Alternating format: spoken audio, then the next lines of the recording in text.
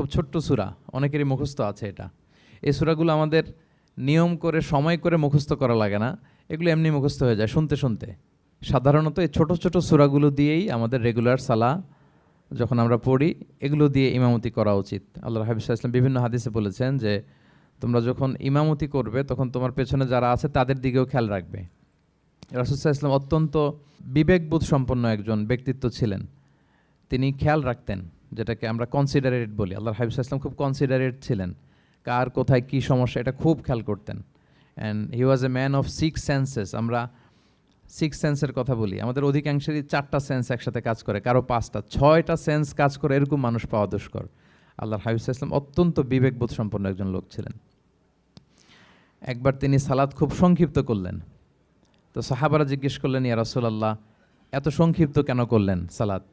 তখন আল্লাহর হাবিব সাল্লাল্লাহু আলাইহি ওয়াসাল্লাম বললেন যে পেছনে বোনদের নামাজের সেকশনে ওখান থেকে একটা ছোট্ট বাচ্চার কান্নার আওয়াজ আমি শুনছিলাম। আমার মনে হচ্ছিল বাচ্চাটাকে সামলাতে মাটার খুব কষ্ট হচ্ছে, তো এই জন্য আমি সালাদটা সংক্ষিপ্ত করে দিয়েছি।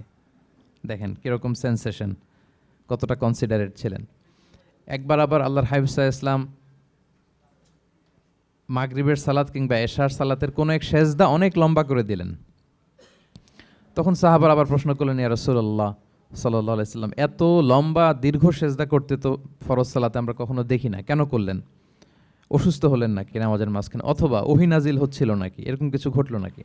তো আল্লাহর হাবিব সাল্লাল্লাহু আলাইহি ওয়াসাল্লাম বললেন যে না, এগুলো কিছুই না, বরং আমার নাতি হাসান আমি সেজদারত অবস্থায় আমার পিঠের উপরে চড়ে বসেছিল, কাঁধের উপরে। তো আমি অপেক্ষা করছিলাম যতক্ষণ না তার খেলা শেষ না হয়, তার প্রয়োজন পূরণ না হয়, ততক্ষণ আমি সেজদায় লুটিয়ে পড়েছিলাম। হাসান যখন নেমেছে, তার প্রয়োজন পূরণ হয়েছে, আমি আবার সেজদা থেকে উঠে দাঁড়িয়েছি। দেখেন কতটা কনসিডারেট ছিলেন।